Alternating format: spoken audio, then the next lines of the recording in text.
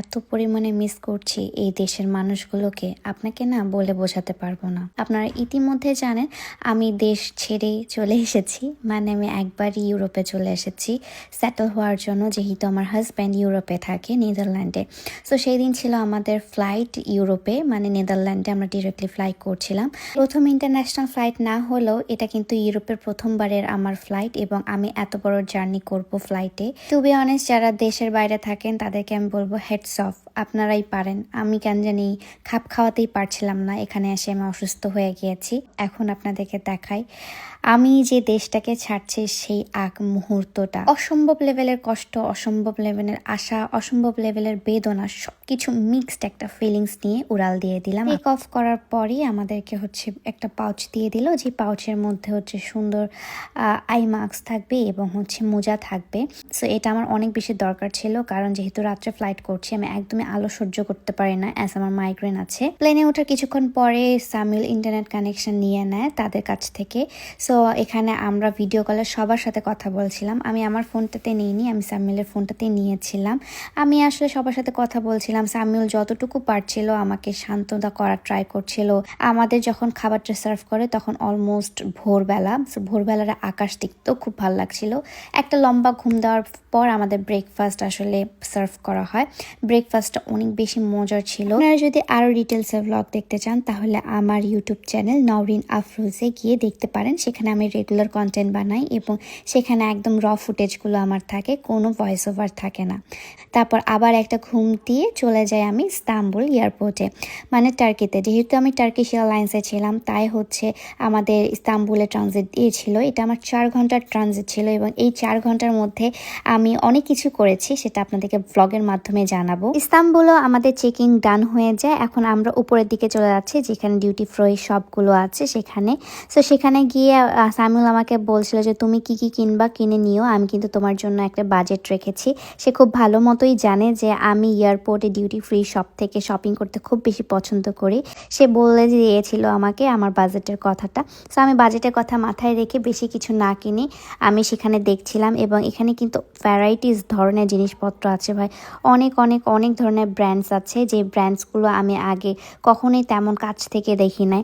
যদিও আমি বাকি ইন্টারন্যাশনাল যখন ট্রাভেল করেছি সেগুলোতে দেখেছি, বাট খুবই সুন্দর একটা এয়ারপোর্ট, বেশ বড় একটা এয়ারপোর্ট, টার্কিশ এয়ারপোর্ট, এবং আমার দেখতে খুব ভালো লাগছিল। এবং সবচেয়ে বড় কথা হচ্ছে এখানে কেউ কাউকে জাজ করছে না, কেউ কারোর পাশে তাকাচ্ছে না, নিজেদের মতো করে ঘুরছে ফিরছে, খাচ্ছে দাচ্ছে, নিজেদের মতো করে টাইম স্পেন্ড করছে।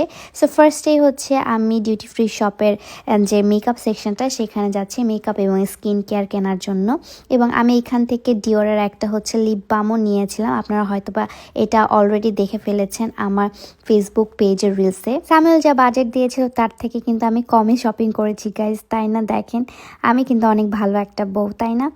এত সুন্দর সুন্দর ব্র্যান্ডস দেখছিলাম, বেশ ভালো লাগছিল। এর মধ্যে সামিউলকে আমি বলি যে আমাকে একটা জুস কিনে দাও, সেজন্য সে আমাকে বলছিল আমি কোন ধরনের লেমনেডটা খাবো, পিঙ্কটা না হচ্ছে ইয়েলোটা। সো আমি বললাম যে ইয়েলোটা খাবো। এবং এখন দেখেন আমার মানে চোখগুলো ধাঁধা লাগানোর মতো কিছু ব্র্যান্ডস, লুই ভুটন, প্রাডা, গুচ্চি সব কিছু ছিল এখানে। সো এগুলো জাস্ট আমার দেখতে ভালো লাগছিল, এগুলো থেকে তো আসলে এফোর্ড করতে পারবো না আমি কোনো কিছু। তারপর আমি লিপ বামটা যেটা নিয়েছি সেটা ট্রাই করে রেখেছিলাম, সেটা দেখছিলাম। তারপর র্যান্ডমলি একটা স্ন্যাপ নিয়ে নেই। এখানকার হচ্ছে যে সফট ড্রিঙ্কসটা ছিল বেশ মজা লাগছিল এবং তাদের সার্ভিংটা অনেক সুন্দর ছিল। এবং এই যে নো সল্ট নো লাইফ যে লোকটা আছে উনি কিন্তু অনেক ফেমাস একজন। সো ওনার রেস্টুরেন্টেই আমরা খেয়েছিলাম টার্কিতে। এরপর আমার চোখ যায় আইসক্রিমে, এবং আইসক্রিম সাধারণত আমি বেশি খাই না এবং আমার অত পছন্দ না আইসক্রিম, বাট কেন যেন পিস্তাচিও আইসক্রিমটা দেখে আমার বেশ মজা লাগছিল। বাট বিশ্বাস করেন যতটা পরিমাণে আমার মজা লাগছিল দেখতে ততটা পরিমাণে মজা ছিল না, অ্যাভারেজ ছিল। আসলে ভাই আমরা এগুলো খাই খাই অভ্যস্ত, এখন কি আর ভালো আইসক্রিম মজা লাগবে বলেন? সো আবার আমরা হচ্ছে অ্যামস্টারডাম যাওয়ার জন্য যে লাইনটাতে সেখানে লাইনে দাঁড়িয়ে যাই। টার্কিশ এয়ারপোর্টের প্রতিটা পার্টি এত বেশি সুন্দর ছিল যে প্রতিটা কর্নারে ছবি তোলার মতো এবং প্রতিটা কর্নার ভিডিও করার মতো লাগছিল।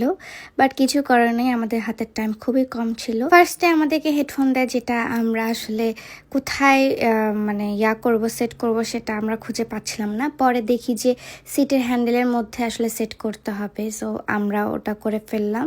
আমি এখানে বসে বসে মুভি দেখছিলাম এবং খাচ্ছিলাম। ওঠার পরপরই আমরা টেক অফ করার আগে আমরা দুজনে ঘুমায় গেছিলাম। পরে ঘুম থেকে ওঠার পর আমাদেরকে নাস্তা দিয়ে দিল। সো নাস্তা করে আমরা মুভি দেখছিলাম দুইজনই। নেদারল্যান্ডে ঢোকার সাথে সাথে শুরু হয়ে গেল টিউলিপ গার্ডেন এবং টিউলিপসগুলো এখানকার এত মারাত্মক এবং নেদারল্যান্ডের টিউলিপ গার্ডেন হচ্ছে ওয়ার্ল্ড ওয়াইড অনেক বেশি ফেমাস। আলহামদুলিল্লাহ আমি ল্যান্ড করে ফেলি এবং ল্যান্ড করার সাথে সাথেই স্যামুয়েলরা বলে নিয়ে চলেই আসলা, তাই না? আমাকে অ্যামস্টারডামে আমাকে আমার দেশ থেকে নিয়ে চলেই আসলা, খুবই খারাপ কাজ করলে তুমি। এরকম করে মজা নিয়েছিলাম তার সাথে।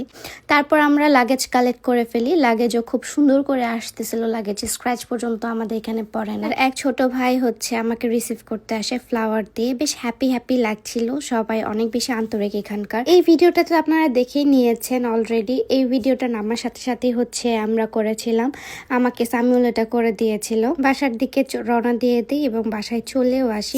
আমরা নতুন বাসায় উঠবো, নতুন বাসার ব্লগ কিন্তু খুব সুন আসতেছে। যাই দেখি সামিয়া আপু আমার জন্য অনেক সুন্দর একটা গিফট হ্যাম্পার রেখে দিয়েছে। এখানে সব আমার প্রয়োজনীয় জিনিসপত্র, মানে একটা মেয়ের যত প্রয়োজনীয় জিনিসপত্র আছে সবগুলো সে দিয়ে দিয়েছিল। স্পেশালি যে জুতাটা হচ্ছে বাসায় পরার জন্য পারফেক্ট ছিল। এতগুলো জিনিসপত্র সে কিভাবে কালেক্ট করেছিল এবং কিভাবে মাথায় রেখেছিল আই ডোন্ট নো। পিচিটা এত ভালো, তার জন্য দোয়া করবেন। সে আমাকে নিয়ে বের হওয়ার সময় ফ্র্যাকচার্ড হয়ে গেছে, পা ভেঙে বসা রাখছে এবং সে এত সুন্দর একটা লেটার লিখেছিল। Oh my god, I love her so much. কারণ হচ্ছে সে আমার এত কেয়ার করে আর এত সুইট একটা বাবু আমি আসলে কখনো আগে দেখিনি। এবং তারা আমার জন্য অনেক কিছু রান্না করে রেখেছিল।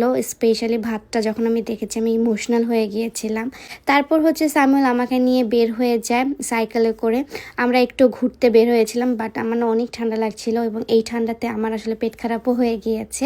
আমার ওয়েদারটা এবং পানি সব কিছু স্যুট করতে অনেক বেশি টাইম লাগছে। আমরা সবাই মিলে আসলে বের হয়ে যাই, সবাই সবার মতো করে ফ্যাট বাইক নিয়ে বের হয়ে যায়। আমরা অনেক বেশি মজা করছিলাম এবং আমাকে প্রতিটা জায়গা দেখানোর জন্য সবাই অনেক বেশি এক্সাইটেড ছিল। ব্রিজের এই জায়গাটা আমার খুবই বেশি ভালো লাগছিল এবং এই জায়গাটাতে আমি কয়েকটা ছবিও তুলেছি, যেটা অ্যাড করে দিবনে। খুব সুন্দর সুন্দর জায়গা এক্সপ্লোর করেছি সেই দিন গিয়েই। সেই জায়গাগুলো আমি আপনাদেরকে দেখাবো। খুবই সুন্দর সুন্দর একটা বিচ সাইডে আমি গিয়েছিলাম, জায়গাটার নাম এখন মনে পড়ছে না। বিচ সাইডে গিয়েছিলাম। এই বিচ সাইডটা এত পরিমাণে সুন্দর। সেদিন কিংস ডে থাকায় তারা আরো অনেক সুন্দর সুন্দর করে পার্টি টাটি করছিল, বেশ ভালো লাগছিল দেখতে। বিদেশি লাইফ আমার শুরু, এভাবেই আমি বিদেশি সব ব্লগ আমি আপনাদের সাথে শেয়ার করে ট্রাই করব। Till then tata bye bye, সবাই ভালো থাকবেন, সুস্থ থাকবেন, আল্লাহ হাফেজ। দেখা হচ্ছে নেক্সট ব্লগে।